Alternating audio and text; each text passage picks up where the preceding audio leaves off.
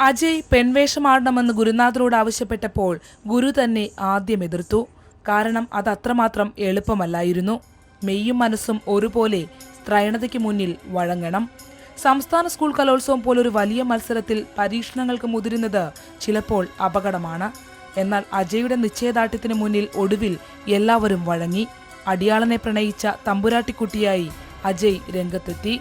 പെണ്ണു തോറ്റുപോകുന്ന ഭാവപ്രകടനങ്ങൾ, ഇടതൂർന്ന മുടിയും വടിവൊത്ത ശരീരവും.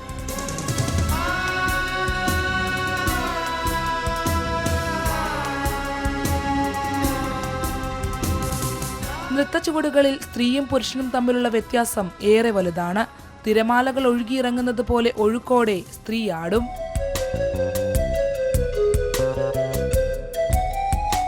പുരുഷനാകട്ടെ ഗാംഭീര്യം നിറഞ്ഞ മുഖഭാവവും ഉറച്ച ചുവടുകളും.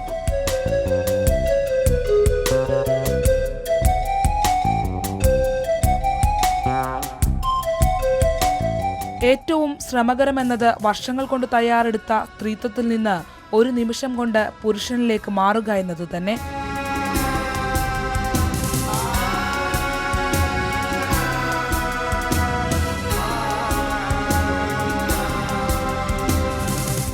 അഞ്ച് മിനിറ്റാണ് നാടോടി നൃത്തം വേദിയിൽ അവതരിപ്പിക്കാനുള്ള അനുവദനീയമായ സമയം. പക്ഷേ അതിനുവേണ്ടിയുള്ള ഒരു കലാകാരന്റെ തയ്യാറെടുപ്പ് വർഷങ്ങൾ നീണ്ട തപസ്സാണ്.